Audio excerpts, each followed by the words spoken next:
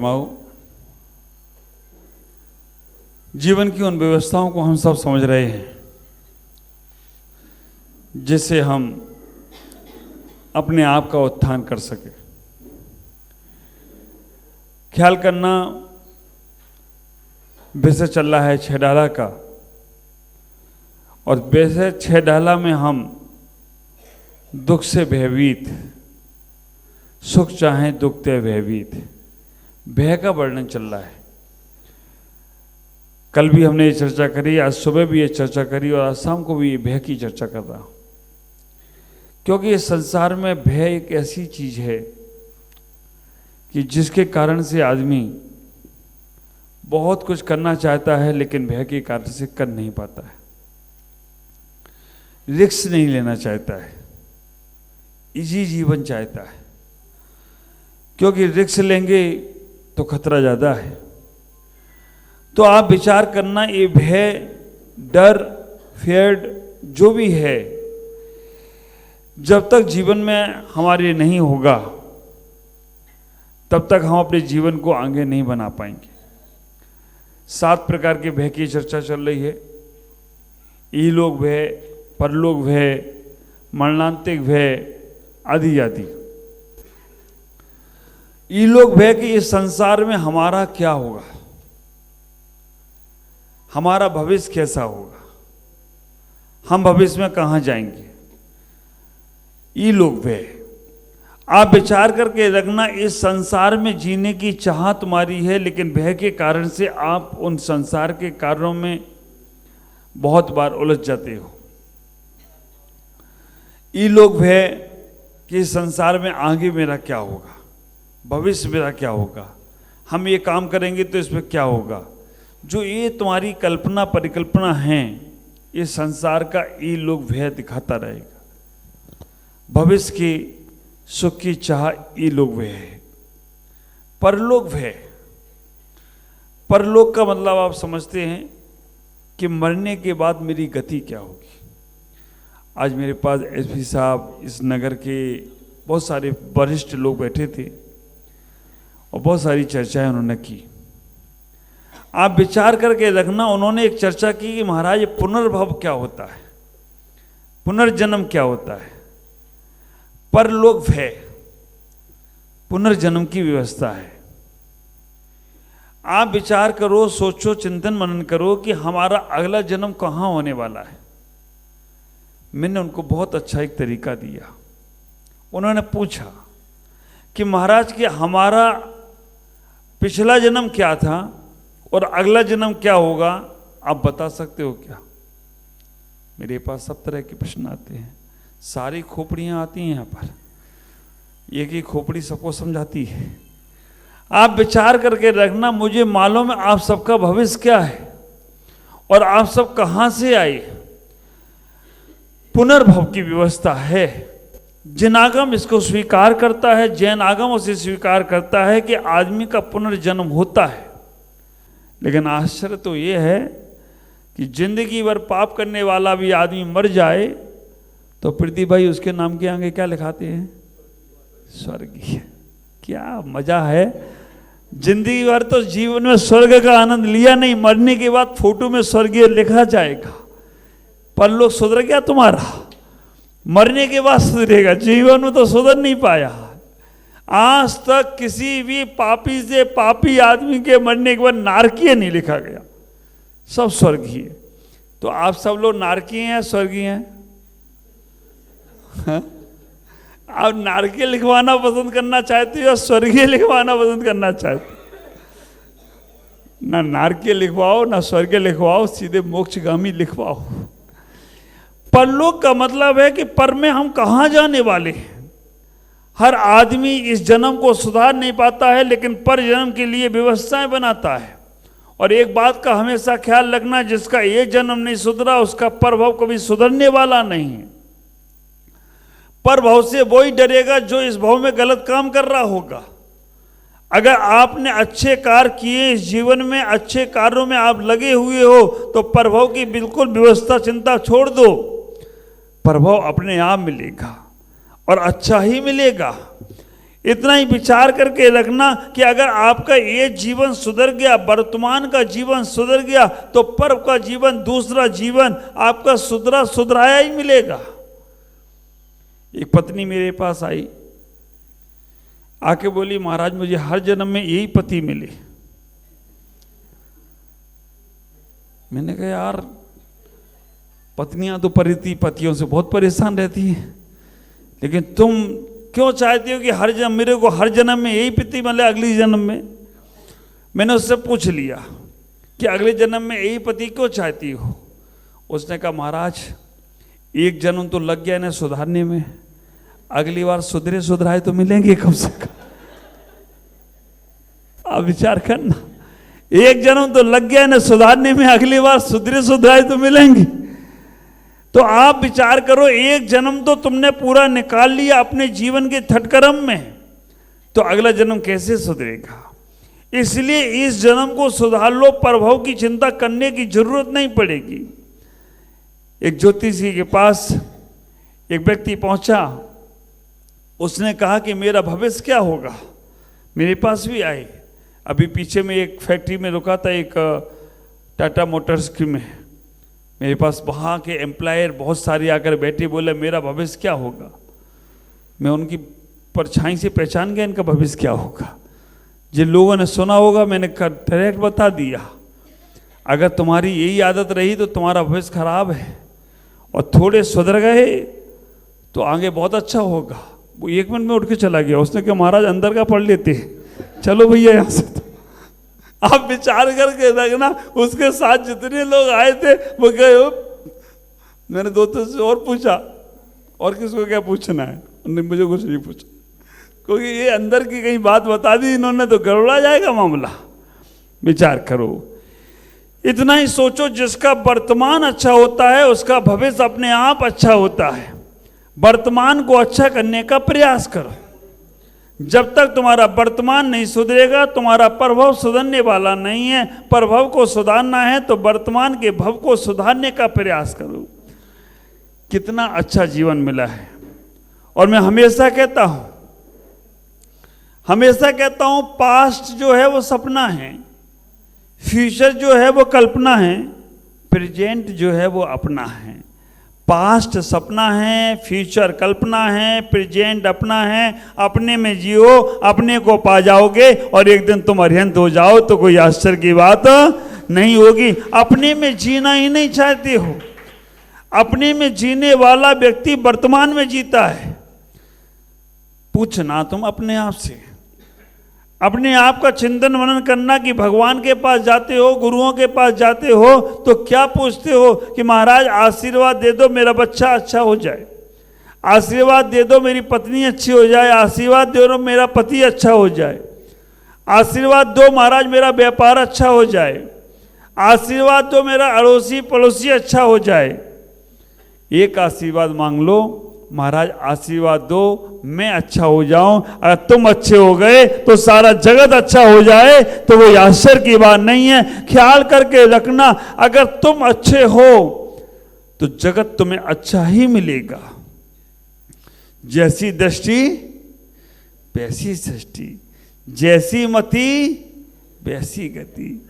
मैं अक्सर बोलता हूं, दृष्टि बदलो सृष्टि बदल जाएगी, दृष्टि बदलो सृष्टि बदल जाएगी। स्वयं झुको दुनिया झुक जाएगी। मानो या ना मानो इस हकीकत को मित्रो, मानो या ना मानो इस हकीकत को मित्रों, स्वयं बदलो दुनिया बदल जाएगी, स्वयं बदलो दुनिया बदल जाएगी।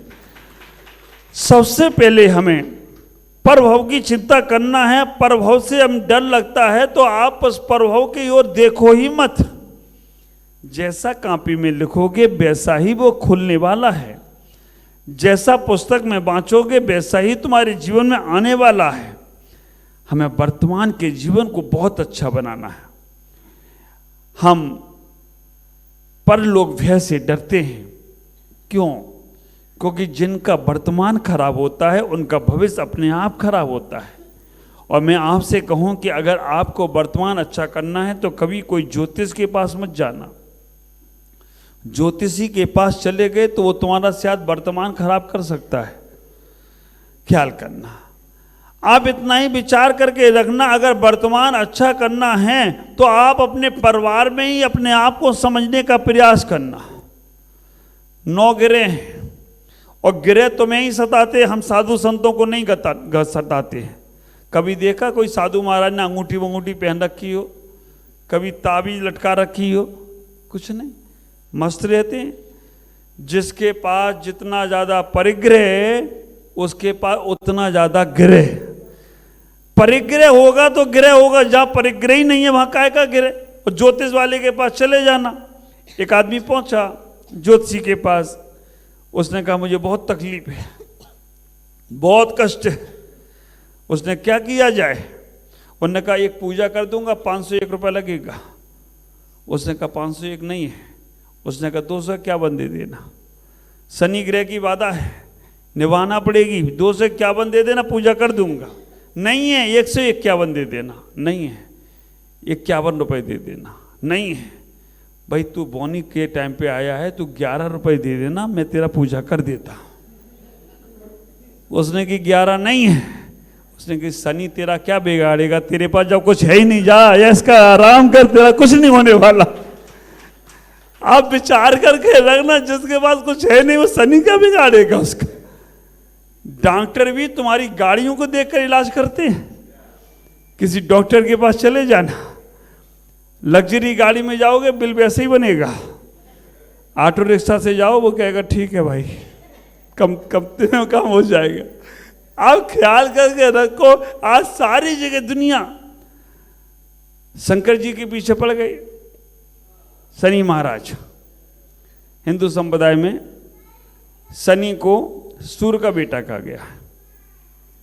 शंकर जी के पीछे पड़ गए शनि महाराज। शनि महाराज ने कहा शंकर जी से कि मैं तुम्हें 7.5 साल तक परेशान करूंगा।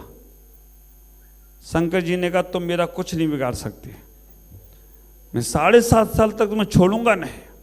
शनि हूं मैं, न्याय का देवता हूं। कल शनिवार आ रहा है, मुनीश्वरनाथ भगवान यहां बैठे हैं, उनका ही विधान होना है। और शनि न्याय का देवता, सूर्य का पुत्र है, वो न्याय चाहता है, बिना न्याय के काम नहीं करता है। शनि से पंगा लेना नहीं, वो न्याय के देवता है। सही सही बोलते हैं। शनि महाराज से शंकर जी की हो गई। शंकर जी ने कहा तुम मेरा कुछ नहीं बिगाड़ सकते। शनि ने कहा मैं तुम्हें 7.5 साल तक पेरूंगा। कोई बात नहीं। शंकर जी गए कैलाश पर्वत पर, ध्यान लगा कर बैठ गए। 7.5 साल बाद उठे, जब तीनों ढैया निकल गई। 2.5 साल की ढैया होती हैं। 7.5 साल बाद उठे शंकर जी। शनि महाराज सामने ही खड़े थे। शंकर जी ने बोला देखा तुम 7.5 साल मेरा बाल बांका भी नहीं कर पाए। शनि महाराज ने कहा ये 7.5 साल तुम्हें यहाँ जो बैठाला है ना, वो हम नहीं बैठाला ना, तुम बैठने वाले थे क्या? आप विचार करके रखना, 7.5 साल तुम्हें यहाँ बैठाला है, मैं नहीं बैठाला, नहीं तुम बैठने वाले नहीं थे। वो छोड़ता नहीं। आप विचार करना, अगर शनि ग्रह किसी का परेशान करता है तो पूजा पाठ में लगाता है, ध्यान में लगाता है।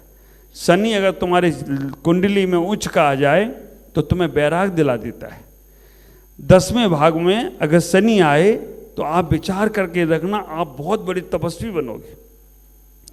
शनि व्यापार में नहीं साथ देता है, शनि देता है साधना में साथ। शिव जी को 7.5 बैठाला। तुम्हें कभी कोई ग्रह परेशान करे तुम बिल्कुल चिंता नहीं करना, मैं सारे ग्रहों का इलाज जानता हूं। अगर सूर्य ग्रह तुम्हें परेशान करता है, देखो वर्तमान में जीना, क्योंकि पर भव का भय अगर तुम्हें बैठा है, इहलोक भय परलोक भय। अगर तुम्हें सूर्य ग्रह परेशान करता है, और मालूम आपको ये आपको पता नहीं चलता है, बहुत सी बार आप लोग मेहनत बहुत करते हो लेकिन यश नहीं मिलता है। बहुत मेहनत करते हो लेकिन यश और मिल जाता दूसरे को। क्यों? क्योंकि सूर्य कमजोर है। सूर्य कमजोर होता है तो उसको यश नहीं मिलता है। चंद्रमा कमजोर होता है तो उसे सर्दी जुकाम बना ही रहता है। अगर मंगल कमजोर होता है तो उसके जमीन जायदाद के कोर्ट कचहरी के चक्कर पड़े ही रहते हैं। बुध कमजोर होता है तो बुद्धि काम नहीं करती है। गुरु कमजोर होता है तो आप विचार करके रखना, उसकी बात पर कोई विश्वास नहीं करता है। शुक्र कमजोर होता है तो उसकी शादी विवाह में बड़े लफड़े पड़ते हैं, और हो भी जाए तो बनती नहीं है। शनि कमजोर होता है तो नौकर साथ नहीं देते। अगर राहु केतु कमजोर होता है तो अड़ोसी पड़ोसी दुश्मन वाले मिलते हैं। इन सबके लिए आपको कहीं नहीं जाना है, मेरे पास सबके तरीके। अगर सूर्य तुम्हारा कमजोर है, अपने पिता की सेवा करो। अगर पिता की सेवा करोगे तो सूर्य तुम्हारा मजबूत बनेगा, तुम्हारा यश को फैलेगा। पिता अपने बच्चे को जब खिलाता है ना, गोदी में लेके नहीं खिलाता है, कांधे पे बैठ के खिलाता है। क्यों? उसकी भावना ये रहती है कि मेरा बेटा मेरे से भी ऊपर जाए। कभी ख्याल करना, ये माताएं हैं ना, जब बच्चे को खिलाती हैं तो कैसे खिलाती हैं? छाती से लगा के खिलाती हैं। पिता जब बच्चे को खिलाता है तो कैसे खिलाता है?